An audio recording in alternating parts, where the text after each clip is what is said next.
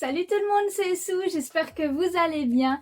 Aujourd'hui on se retrouve pour le bilan de lecture de la première semaine du mois de février 2022. Et cette semaine j'ai lu 19 mangas au total. Alors juste faites pas gaffe si le décor commence à se vider un petit peu, notamment là-haut, là il y a un gros trou. C'est juste que je prépare mon déménagement. Enfin bref, on va commencer du coup tout de suite avec les tomes 7 à 11 de Iruma à l'école des démons. Ma petite série chouchou, ma petite série phare. C'est une série qui est éditée chez Nobinobi le 26 mai 2021 pour le tome 7. C'est un shonen et l'œuvre est toujours en cours actuellement. Le tome 12 sortira le 2 mars. Et cette série, elle est vraiment juste incroyable. Je l'aime énormément depuis le tout premier tome. C'est une série qui au premier abord fait assez enfantin, mais en fait pas du tout. Elle aborde vraiment des sujets quand même assez sérieux. Il y a quand même un petit peu de violence. Et franchement, la série elle est incroyable, les personnages sont géniaux, ils sont attachants, ils sont intéressants à suivre. Iruma n'est pas un héros nul, même si au premier abord, voilà, c'est un petit humain, il semble faible et trop gentil. Mais au fur et à mesure de la lecture, on va voir que cette gentillesse va vraiment être sa force et qu'il va aussi commencer à s'affirmer petit à petit et devenir ami avec tous ces démons qui ne connaissent pas sa véritable identité. Iruma va parler de sa véritable nature à un démon durant la lecture de cet homme-ci, je ne sais plus lequel exactement. Mais ça va pas le mettre en danger parce qu'on va dire que c'est quelqu'un qui est intéressé par les humains et qui est totalement fasciné par cette espèce. Donc il est plutôt en sécurité. Mais ce que j'aime beaucoup durant cet homme-ci, c'est... alors on suit toujours le quotidien de nos personnages, on suit toujours, voilà... tous les élèves aller à l'école et évoluer et grandir et passer à une nouvelle année. Ce que j'aime beaucoup dans cet homme-là, c'est qu'il y a une évolution par rapport à Iruma et ses camarades de classe. Au fur et à mesure, ils vont vraiment devenir proches, ils vont devenir amis. Et c'est vraiment génial, ils vont extrêmement se rapprocher, ils vont faire les 400 cours ensemble. On va même avoir du coup, comme on peut le voir sur le tome 7, Iruma dans une mauvaise période où il va être vraiment détestable. Même si, pour ma part, j'ai trouvé plutôt badass. Et franchement, même en tant que méchant, il aide les gens, finalement. Parce qu'il a vraiment aidé sa classe à se faire respecter et avoir une salle décente. Donc franchement, Iruma à l'école des démons, c'est juste une petite pépite. Il y a une réelle évolution, on ne s'ennuie pas, il se passe toujours des choses différentes. Et c'est génial. Je vous montre d'ailleurs les covers, je vous ai pas montré, mais elles sont très très jolies également. Voilà. Et juste les personnages sont géniaux, l'histoire est intéressante à suivre, c'est divertissant. Et ça change un petit peu, franchement c'est cool. En plus de ça, les dessins sont bons. D'ailleurs, j'ai envie de faire une petite remarque. Dans le tome 11, il y a une petite évolution au niveau du manga, de l'édition. J'ai pu voir que le papier était différent. On le sent tout de suite, de toute façon, quand on touche le papier du tome 10 et le papier du tome 11, il y a une différence. C'est à peine moins souple que les autres. Ça m'a un peu perturbée durant ma lecture au départ, mais bon. C'est sympa. Voilà, c'est un détail pas très important, mais que j'avais envie de souligner quand même. Le papier change au tome 11. Je vais vous montrer les dessins, comme je vous ai dit. Et évidemment, dans Iruma École des démons, il y a toujours cette petite part d'humour qui est juste géniale. J'ai vraiment très très hâte de lire la suite et de voir l'évolution d'Iruma, de ses amis et de tout en général. Parce que vraiment tout est prenant et tout est intéressant. Donc franchement je vous le conseille, ce manga il est vraiment cool. Il n'est pas prise de tête et il est divertissant. On passe ensuite au tome 3 à 7 des carnets de l'apothicaire. Je vous montre les covers rapidement. Ça aussi c'est une série que j'aime énormément. En plus les covers elles sont juste magnifiques. Voilà. Je rappelle, les carnets de l'apothicaire, c'est édité chez Kiun. Le 6 mai 2021 pour le tome 3, c'est un seinen et l'œuvre est en cours actuellement. Le tome 8 sortira le 7 avril, donc là également je suis à jour dans la lecture et ça fait plaisir parce que c'est une œuvre que j'apprécie pas mal. Et bah écoutez, les carnets de l'apothicaire, c'est dans la continuité des 2 premiers tomes que j'avais lus, c'est très bon. On a une intrigue très prenante qui est assez claire, tout de même, plutôt bien écrite. On aborde des sujets intéressants et on développe le personnage de Mao Mao, donc c'est vraiment cool. On va rencontrer du coup son père biologique et on va voir que c'est pas tout beau tout rose entre eux. Jinchi est vraiment un bon personnage également, et la relation entre lui et Mao Mao est juste incroyable. Franchement, on adore les suivre, j'adore les suivre, ils sont très intéressants, et on apprend certaines choses également sur ce monsieur. Donc j'ai vraiment très hâte de creuser tout ça parce que j'ai été assez surprise sur certaines choses, sur certaines révélations, on va dire. Il y a du changement, de l'évolution, et on suit Mao Mao résoudre plusieurs problèmes grâce à ses talents d'apothicaire, et c'est vraiment intéressant. J'ai parfois l'impression de suivre un Sherlock Holmes des temps anciens, et c'est trop marrant. C'est hyper sympa. Les enquêtes, on va dire, sont assez bien menées, c'est intéressant, c'est divertissant. Il y a des petits moments secondaires qui se lient à l'histoire principale et c'est vraiment sympa, ça amène de la profondeur, ça creuse des relations et les personnages en général, que ce soit principaux ou secondaires. Et c'est plutôt intéressant, c'est plutôt bien fait. Il y a des petits passages assez marrants, comme assez sérieux. Franchement, ça se lit tout seul, j'ai vraiment dévoré les tomes 3 à 7 assez rapidement en une petite soirée. J'attends impatiemment de voir ce que va nous offrir la suite de ce récit. Comme on peut le voir sur les couvertures, les dessins sont vraiment toujours aussi bons. J'aime vraiment beaucoup le trait. Donc je suis impatiente de pouvoir suivre les aventures prochaines de Mao Mao. J'espère avoir une évolution de la relation entre Jinchi et Mao Mao, évidemment. Je me suis également mis à jour sur une autre œuvre au niveau lecture, et c'est Angel of Death. Cette œuvre me faisait de l'œil depuis un moment, je vous montre les covers rapidement. Voilà. Je vous mets le résumé du tome juste ici, du coup, vu que je vous en ai jamais parlé. Angel of Death, c'est édité chez Mana Books le 6 mai 2021. C'est un shonen et l'œuvre est en cours, le tome 6 sortira le 3 mars. Angel of Death, j'ai craqué pour cette œuvre parce que j'ai vu pas mal de hype dessus. J'ai pas regardé l'animé, mais apparemment ça a plu à énormément de monde. Et je vous avoue que l'intrigue m'a pas mal intéressée, a pas mal titillé ma curiosité. Donc je me suis lancée quand l'œuvre est sortie et je me suis mis à jour jusque là. Et ça y est, j'ai enfin commencé ma lecture de cette œuvre. J'apprécie l'œuvre, effectivement, j'aime assez bien. On n'a vraiment pas le temps de s'ennuyer, en fait, il y a de l'action presque tout le temps. Notre petite héroïne, Rachel, est assez étrange dans son comportement, je trouve. Au départ, elle a l'air d'être une personne assez basique, qui réagit de manière complètement humaine. Hein. Elle se retrouve dans un endroit, elle comprend pas trop ce qu'elle fait là, et elle se retrouve face à des gens qui veulent la tuer, donc elle fuit et elle a peur. Mais ensuite, elle fait un pacte avec du coup cet homme-ci, qui s'appelle Zach. Elle lui demande de la tuer, et lui il accepte, mais quand elle l'aidera à sortir de cet endroit. Donc ça leur fait un espèce de pacte assez étrange, et à partir de là, la demoiselle va demander toujours à Zach s'il compte vraiment la tuer. Elle a le regard vide, elle a juste envie de mourir en fait. Ce que j'ai trouvé étrange, c'est que ça arrivait d'une manière assez brutale. Il y a vraiment, dans les premières pages, elle était vivace, elle avait envie de vivre, elle avait des émotions, et juste après, elle ne parle que de mort, que de mort et que de mort.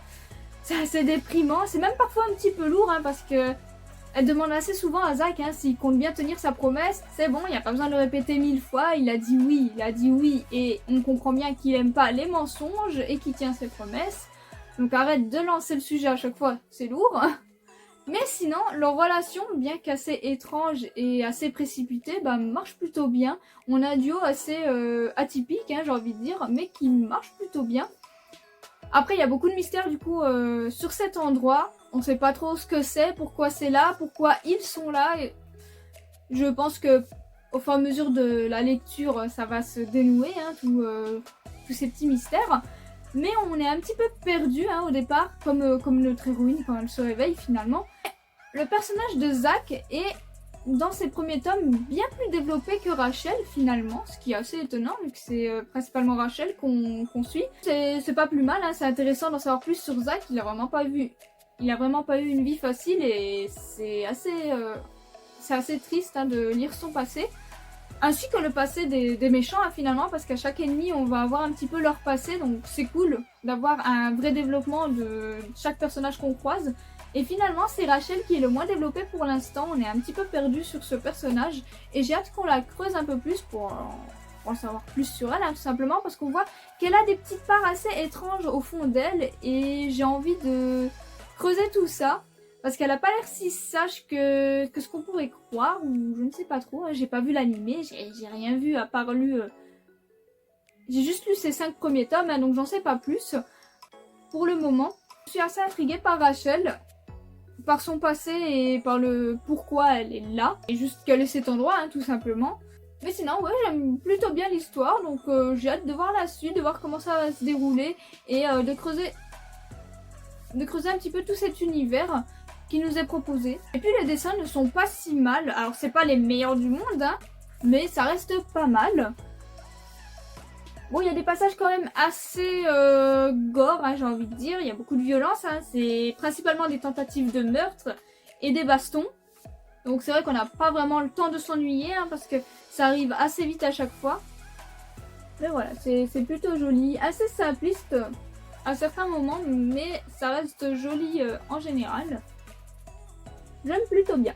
Donc à voir comment ça va évoluer par la suite. On poursuit ensuite avec le tome 2 de Prisoner on Paper Plane. Donc je vous avais déjà parlé du tome 1, hein. C'est également en fait une musique de Vocaloid, hein. Donc Vocaloid, voilà, c'est assez connu, hein. Je vous laisserai chercher sur internet si vous voyez pas trop de quoi je parle. Mais voilà, on a des personnages qui proviennent de ces musiques. Je pense que ceux qui connaissent auront reconnu les 2 personnages sur la cover, hein, notamment. Et Prisoner on Paper Plane, c'est un manga plutôt intéressant. Alors déjà, c'est édité chez Komiku le 15 mai 2015. Pour le tome 2, c'est un shonen et c'est terminé en 3 tomes. Mais l'œuvre est plus commercialisée, donc il faut que j'arrive à trouver le tome 3 en occasion quelque part. C'est un sacré mélange de violence et de douceur. On a d'un côté toute la violence de ce qui se passe dans cette prison, avec des meurtres, un petit peu de torture, de la violence entre prisonniers ou de prisonniers à gardiens. Enfin, c'est vraiment pas tout beau tout rose, hein. Très violent à lire et on voit vraiment leur souffrance physique et psychologique. Et d'un autre côté, on voit notre petit héros qui a ce petit espoir en allant voir une jeune fille à travers une grille qui les sépare, et il s'envoie des lettres par petit avion en papier, et c'est trop mignon et très touchant, et il va vraiment se raccrocher à ça. Ça va vraiment être son trésor, ce qui le motive à vivre et à continuer et à essayer de tout faire pour sortir de cet endroit. Et c'est très touchant, c'est très sympa, c'est très agréable à suivre. Après, je trouve que dans ce tome 2, il se passe des choses de manière trop soudaine, notamment vers la fin où on apprend certaines choses sur notre personnage principal du coup. Et ça sort un peu de nulle part et j'étais un petit peu surprise. Donc après, il reste plus qu'un tome, donc je sais pas trop comment ça va finir, mais il me semble que ça ne finit pas bien dans cette histoire. J'ai pas envie de mentir, donc je n'avance rien, mais il me semble que c'est pas une happy end qui attend notre héros, je sais plus du tout. Mais voilà, l'intrigue est intéressante, on a un personnage plutôt attachant, on a beaucoup d'empathie pour lui et ce qui lui arrive. Mais il se passe des choses assez brutales au niveau de l'histoire et on ne s'y attend pas du tout. Et ça sera même un petit peu de nulle part, j'ai envie de dire. Mais ça reste intéressant, j'ai envie de voir... Et j'espère trouver le tome 3 pour du coup découvrir la fin et comprendre pourquoi ils ont décidé de prendre ce chemin-là. Et voir s'ils empruntent correctement ce chemin, justement. À voir par la suite, mais ça reste vraiment un récit assez intéressant sur un garçon emprisonné qui a pour espoir de retrouver une personne en dehors un jour. Qui s'attache et qui s'accroche à la vie grâce à ce soutien émotionnel. Après, les dessins sont plutôt bons. Et c'est assez touchant, hein, généralement. Enfin, voilà, c'est pas une situation drôle. C'est même assez tragique, hein, comme histoire. Et voilà, j'aime beaucoup le trait également, on ressent bien les émotions. Et j'ai très hâte de me trouver un de ces jours, le tome 3, pour finir cette histoire. Et pour finir ce bilan de lecture de la semaine, on va parler de La légende de l'immortel Chandra Haas. Donc il y a 3 tomes, je vous montre les covers rapidement. Voilà. Alors Chandra Haas, c'est édité chez Kana le 23 avril 2021, c'est un shonen et c'est terminé en 3 tomes. Voilà, c'est une petite série. Je vous mets le résumé du tome juste ici. Chandra Haas, La légende de l'immortel, c'est un manga qui m'a intriguée, l'extrait en fait. J'avais lu l'extrait et j'avais vraiment bien accroché. D'abord grâce au style graphique, mais également avec l'histoire qui semblait vraiment assez intéressante et qui avait l'air de sortir également du lot. Et c'est plutôt bien le cas. On a des personnages très intéressants, plutôt bien développés, on va dire, pour nos personnages principaux. Après, j'aurais bien voulu un plus gros développement de certains autres personnages, mais après, ça reste une petite série en 3 tomes, donc on peut pas faire trop de miracles. Surtout que l'histoire est plutôt bien fournie, elle a quand même une histoire assez profonde et assez complète, donc je comprends qu'ils aient voulu quand même se focaliser sur l'histoire qui est assez importante. Et c'est plutôt bien écrit, hein. Après, c'est dommage qu'il n'y ait pas eu 1 ou 2 tomes en plus parce que du coup l'histoire est vraiment intéressante, il y a beaucoup de lore. On se dit que ça va quand même assez vite, même un petit peu trop vite. Et c'est un petit peu dommage parce que c'est vraiment bon en fait, c'est vraiment intéressant et ça sort un petit peu du lot. Mais ça va trop vite. Et malgré tout ça, du coup l'action est tout le temps présente, on ne s'ennuie pas du tout, il n'y a pas de place pour du surplus inutile. Mais c'est vrai que du coup comme c'est un manga assez intéressant, on aurait vraiment voulu creuser un petit peu tout ce qu'il y a autour, mais c'est pas grave. Franchement, j'ai beaucoup aimé ce manga, je suis très heureuse de l'avoir dans ma collection. Ça sort un petit peu de ce qu'on peut trouver d'habitude et ça fait du bien honnêtement. Après, par contre, il y a beaucoup de violence, hein. Il y a des membres décapités et tout, donc je pense que certaines âmes sensibles devraient s'abstenir parce que c'est vrai que voilà, c'est quand même assez violent, hein. Je trouve que ça va encore, hein. Il y a vraiment pire, mais on ne sait jamais, je préfère prévenir. Les personnages sont vraiment intéressants à suivre, l'histoire est bonne et elle est plutôt bien construite et assez complète, hein, quand même, mine de rien. C'est juste que tout va trop vite, mais sinon l'histoire est bien là, tout est complet et c'est assez clair. Les dessins en plus sont vraiment bons, hein. Il y a un très bon niveau de détail, je trouve. C'est vraiment très joli, j'adore. Et on a également quand même si c'est pas pour tous les personnages, on a quand même un développement assez présent pour les personnages, donc ça c'est cool. Malgré le fait que tout va un petit peu trop vite et que certains personnages auraient peut-être mérité un peu plus de profondeur, ça reste vraiment une très bonne œuvre à découvrir, franchement je vous le conseille. Et c'est ainsi que cette vidéo bilan de lecture se termine, j'espère que la vidéo vous a plu. N'hésitez pas à me dire du coup vos lectures de la semaine et si on a de lectures en commun ou non. Vous pouvez également me suivre sur Instagram pour suivre toutes mes reviews sur tous les mangas que je vous présente chaque jour ou presque. Et sur ce, eh bien passez une bonne journée!